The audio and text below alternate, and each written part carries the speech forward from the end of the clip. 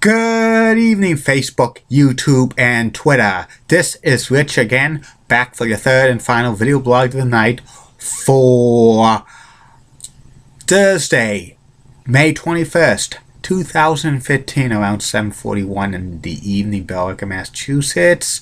The sun's going down, mixing sun clouds today. Going to be another cool one tonight, and tomorrow night as well. But next week we could get hazy, hot, and humid. Triple H, not the wrestler. Some news to report. Happy National Bartenders Day in America. And it's official. Indy car racing is coming to Boston, Boston waterfront, Labor Day weekend of next year. That's good. Very good. There's still hope for the Summer Olympics coming to Boston in 2024. Wait and see about that. And I had like a PO day today. Can't talk about it, but I have one thing to say. Sometimes life could be unfair. That's it about that. I don't want to put like personal stuff on Facebook, period. So I just put a PO right now. And that's about it on the news. My third and final video blog subject of the night is about the Heartbreak Kid Shawn Michaels, aka the Showstopper, aka the Icon that still goes, WWE title reigns from 1996 through 1998. The Heartbreak Kid Shawn Michaels was WWE champion on three separate occasions from 1996 through 1998. But his most famous title reign was the first title reign he had from March 31st, 1996 at WrestleMania 12 when he beat Bret the Hitman Hart, to November 17th, 1996 when he lost to Psycho Sid at the Survivor Series. Background: Shawn Michaels was picked by Vince McMahon to become the next WWE champion as far back as like late 1995 because of the crowd reception he was getting from the fans. Plus he formed a clique with like Kevin Nash, Scott Hall, Hunter Hearst Helmsley, the 1-2-3 Kid, and just incredible.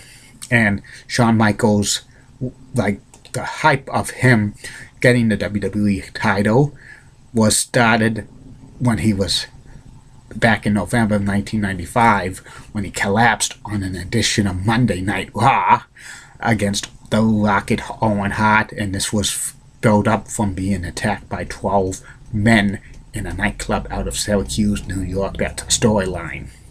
And then Shawn had to take some time off, and his doctors advised him not to go back in the ring. But he wins the WWE Royal Rumble in 1996 to get the automatic title shot against Bret the Hitman Hart, and then he beats Owen Hart in Your House in February 1996 to retain the title shot, because if he lost to Owen Hart he would have forfeited the title shot.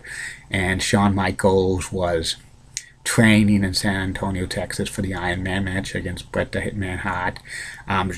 Vince McMahon decided to give Shawn Michaels the run of the WWE title, and at the Iron Man match in WrestleMania 12 in 1996, Shawn Michaels beat Bret the Hitman Hart in overtime because they went 60 minutes and there was no pinfalls or submissions, and WWE President Gorilla Monsoon said there must be a winner. Shawn Michaels gives Bret the Hitman Hart Sweet Chin Music for the 1, 2, 3. And the fans go crazy. Shawn Michaels had his mentor and trainer, Jose Lothario, in, and the fans were going wild. Shawn Michaels was in for a long title reign, and the fans were going crazy. His first title defense was against Big Daddy Cool Diesel at In Your House in Omaha, Nebraska in April of 1996. This was a no-holds-barred match. Diesel was giving his notice to the WWE to go to WCW. This was a classic no-holds-barred match, one of the best ever.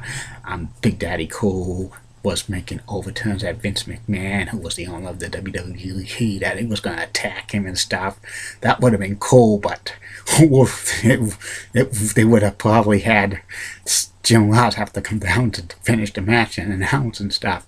And the ending had like Big Daddy Cool Diesel attack Mad Dog Vachon, and he had to pull his prosthesis leg off. And this no holds barred match was so crazy and stuff. But Shawn Michaels grabs the prosthesis leg, beats Diesel with it, and Shawn Michaels retains the WWE Championship. And then he starts a feud with the British Bulldog, Davey Boy Smith, with like the British Bulldog's then wife Diana saying that she was accusing Shawn Michaels of hitting on her and stuff like that. And then they start a long feud. They had in your house, beware of dog. I tied a thing that was declared a double draw because Shawn Michaels pinned the British Bulldog, Davey Boy Smith, but another referee said the British Bulldog pinned Shawn Michaels, and they had to declare the match a draw and stuff. And this is when this In Your House happened during a rainstorm, electronic storm that blew out the power. They had to redo most of the pay-per-view, but the power came on before Shawn Michaels British Bulldog WWE title match. And I heard backstage that Shawn Michaels took a fit about that. And then they had a rematch at the King of the Ring 1996, which was a classic match. They had a special troubleshooting referee, Mr. Perfect, but Shawn Michaels retains the WWE title over the British Bulldog, Davey Boy Smith. But backstage, Shawn Michaels was getting mad and stuff, and was developing an ego. There was also a rumor going around that they wanted the thing storyline to be played off for the one that like Diana's Smith was going to be the one really hitting on Shawn and stuff, and there was talk maybe she was going to be with Shawn in his corner long term, but I heard the British Bulldog and Bret the Hitman Hart were totally against that angle.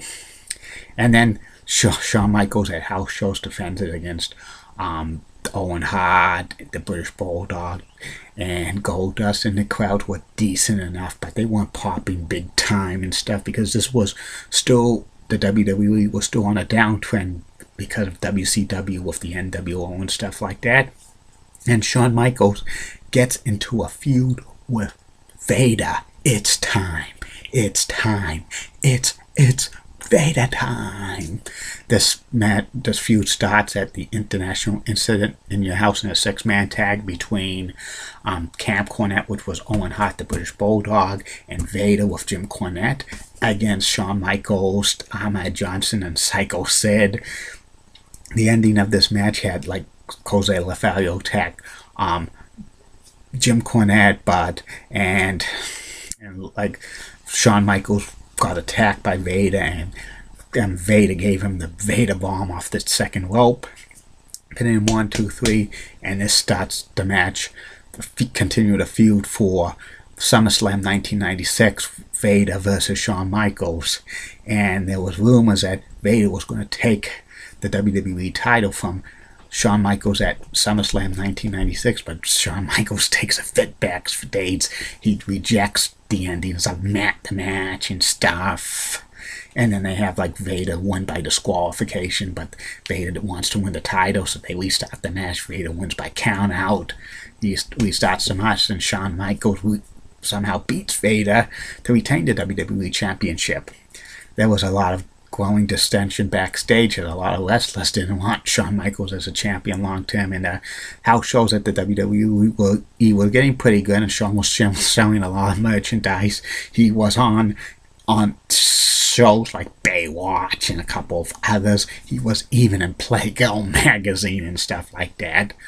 More men look at Playgirl magazine than women. That's what I hear, but I don't know if that's a fact or not. And then at Mind Games in Your House, Shawn Michaels wrestles Mankind in a classic, like, no holds barred match. There was rumors that Mankind was supposed to go over Shawn Michaels for the WWE title at Mind Games, but Shawn Michaels refused to put Mankind over, and they had Vader interfere and Shawn Michaels won the match by disqualification. And Vader again, they were at Raw in October 1996. Vader beat Shawn Michaels in a tag team match, again with the Vader Bomb, and it was supposed to be Vader against Shawn Michaels at Survivor Series in 1996, and Vader was supposed to beat Shawn Michaels to win the WWE title at Survivor Series 1996, but he was going to lose it at Royal Rumble 1997 at Shawn Michaels' hometown at San Antonio, Texas, the Alamo Dome. But there were two rumors floating around that needed to be changed because J.J. Dillon, who worked in the WWE at the time, gave his notice to go to WCW. He was the Vice President of Talent Relations, and he kind of told Eric Bischoff what was going to happen at the rest of the year for the WWE, and that was one rumor floating around that it needed to be changed. Or a second rumor, Psycho Sid was getting big pops from the crowd like crazy when he returned in the summer of 1996. He beat like Vader at a couple of house shows at Madison Square Garden, and the crowd popped big time, and Vince McMahon decided to make Psycho Sid the next WWE champion. And they had Psycho Sid versus Vader at an In Your House Buried Alive for the #1 contenders match. Psycho Sid wins, and then he faces off against Shawn Michaels at Survivor Series 1996. Even though Sid was the de facto heel, the crowd popped big time, and he beat Shawn Michaels with a power bomb, and he hits Jose Lothario with the camera. The fans go crazy and stuff like that. And then that ends Shawn Michaels' first title reign. But Shawn Michaels was going to get the WWE title back at Royal Rumble 1997, which he did. He beat Psycho Sid in his hometown of San Antonio, Texas, with the super kick. And then Shawn Michaels was slated to do the job to Bret the Hitman Hart for the WWE title at WrestleMania 13 in Chicago, Illinois. But somehow, Shawn Michaels did not lose the title in the ring. He lost the title due to forfeiting it because the storyline said he suffered a serious knee injury that could have been beyond repair. And he also said on an interview on a special Thursday edition of Monday Night Raw in Lowell, Massachusetts, when he was forfeiting the belt, that there was something he lost the most. He lost his smile. What bullshit, in my opinion. This reason why he had to forfeit the title? He did not want to do the job to Bret the Hitman Hart. He should have did the job to him just to return the favor and stuff like that. Anybody in the sports and entertainment business, a time-honored tradition. If you do the job for a wrestler one year, you should return the favors the next. That's how business is done. This was Shawn Michaels at his best in conning WWE superstars about that, because he had so much pull with Vince McMahon and stuff like that. And then Shawn Michaels, for the next few months, is a commentator or makes special appearances. He briefly has a falling out with Vince McMahon after him and Bret Hart get involved in a backstage fight, because Shawn Michaels says Bret Hart was having an affair with Sunny, who was a WWE diva and stuff, but that turned out not to be true. But the Hitman Hart's marriage to his wife Julie at the time was on the rocks. That's another story for another day. But Shawn Michaels returns, and he referees The Undertaker versus Bret the Hitman Hart match at SummerSlam 1997. Bret the Hitman Hart was the #1 heel in the WWE, but Shawn Michaels was slated to become a heel as well, and he was going to take the heel heat away from Bret the Hitman Hart, in which he did and stuff. And then there was a lot of rumors going around that Bret Hart was leaving to go to WCW and stuff, and he gave his notice, and then Bret the Hitman Hart versus Shawn Michaels at Survivor Series 1997. The infamous Montreal Screw job. Shawn Michaels beats Bret the Hitman Hart with the sharpshooter, and they ring the bell, even though Bret doesn't submit. There was a plan all along to get Bret the Hitman Hart the belt off of him, because Vince McMahon was so afraid that Bret the Hitman Hart would go to WCW with the WWE Championship. This was infamous, but it was all work. Even though they say it was a shoot, it was a work all along, in my opinion. Shawn Michaels becomes WWE Champion for the third time. He has some good title defenses against Ken Shamrock at In Your House DX.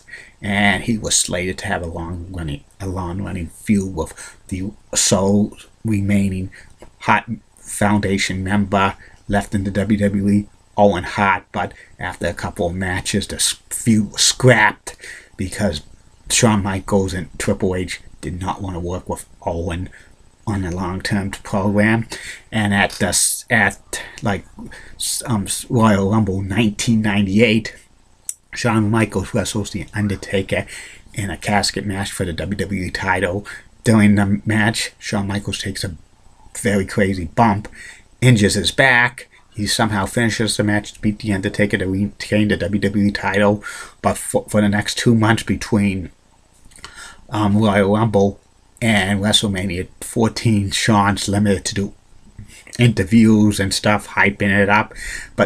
And for his match against Stone Cold Steve Austin for the WWE title at WrestleMania 14 in Boston, Massachusetts, Stone Cold Steve Austin was the next big WWE superstar to hold the title, and no matter who the champion was before WrestleMania 14, even if it was the Pope, Bill Clinton, or Julie Broughton, they were going to lose the WWE title to Stone Cold Steve Austin. Shawn Michaels was a transitional champion, but he did not wrestle until WrestleMania 14. His back was shot.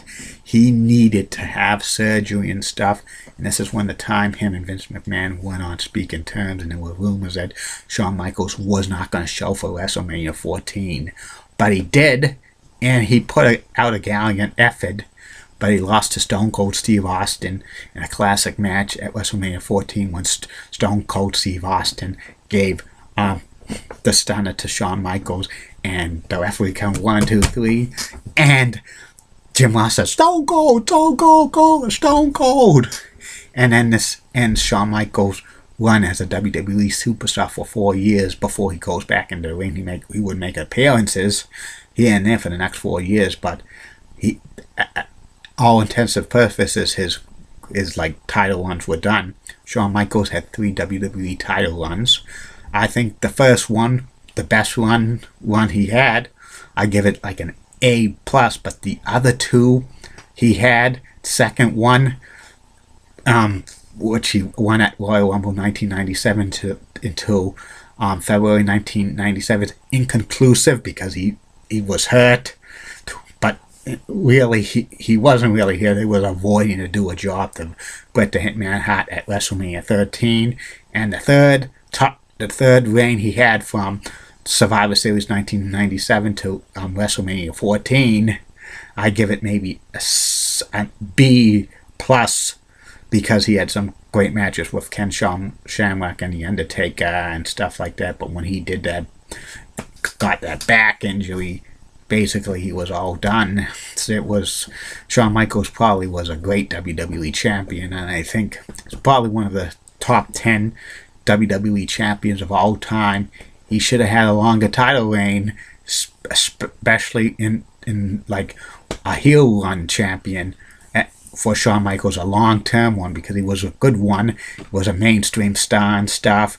His backstage antics with him with the Click and stuff, and others were awful. But Shawn Michaels had matured since he became a born-again Christian, and he's a legend in the wrestling. And I like his title reigns. He's the showstopper. He's the main eventer. He's the icon, Shawn Michaels. So Shawn Michaels' WWE title reigns were great, especially the first one. The other 2, I would take a pass on it.